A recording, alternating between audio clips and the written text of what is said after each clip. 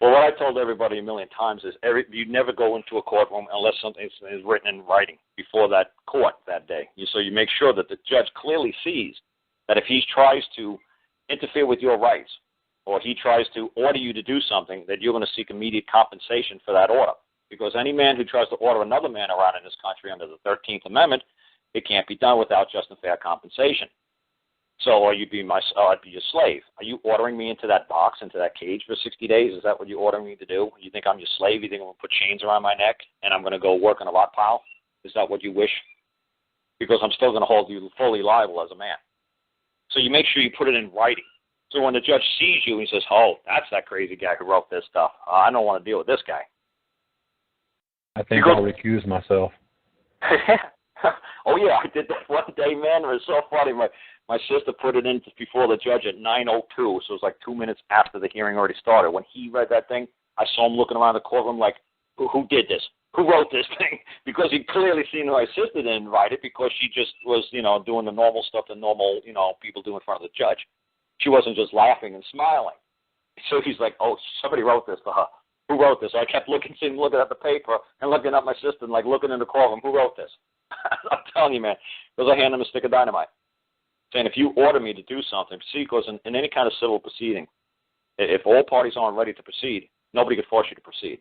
They can't say, well, it's 9:02, you got to proceed. No, I'm not ready. I will let you know when I'm ready to proceed. And that's Virginia Supreme Court Rule 7B2. It's hysterical. So you'd Google Virginia Supreme Court Rule, be VSCR, the number 7, B like Bravo 2. And in the civil proceeding in the Commonwealth of Virginia, unless all parties are ready, they cannot move. So I said to my sister, I wrote in a note thing to the judge, I'm not ready to proceed. And I'll let you know. When? Probably the day after the 12th and never. So I guarantee almost every civil code has that, clause in there. That if you're not ready to proceed, you're not ready to proceed. You just say, I'm not ready. It's like you say, like the Queensberry rules of boxing. Are you ready to put up your dukes and fight yet? No, I'm not ready. So they can't make you start the fight if you don't want to fight. You can say, look, I'm just not ready yet. And that's what people say. I'm still trying to settle the matter on a private side. I'm going to need a little more time.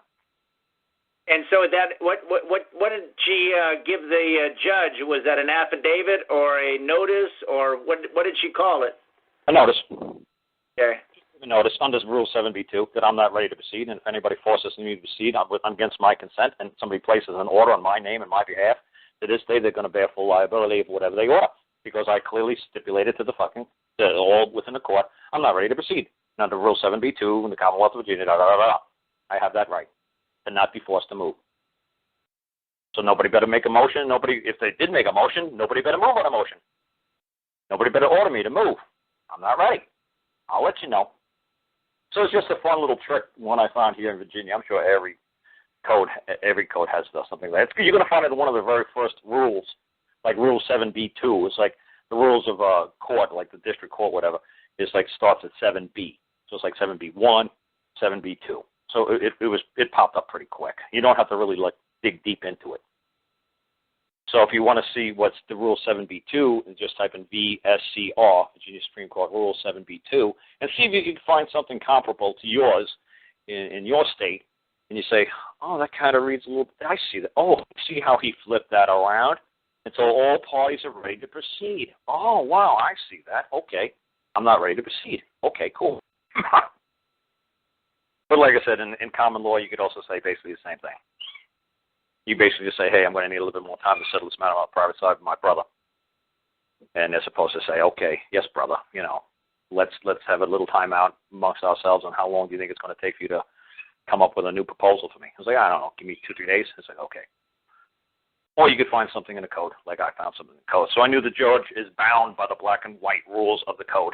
So that's why I decided to use it, because he's bound by it. There's nothing he could do. There's no judgment call after him. You can't say, well, too bad, because there's a Virginia Supreme Court rule of how district courts work. So he's a subordinate officer to the Virginia Supreme Court. He had no choice. He was bound by that rule.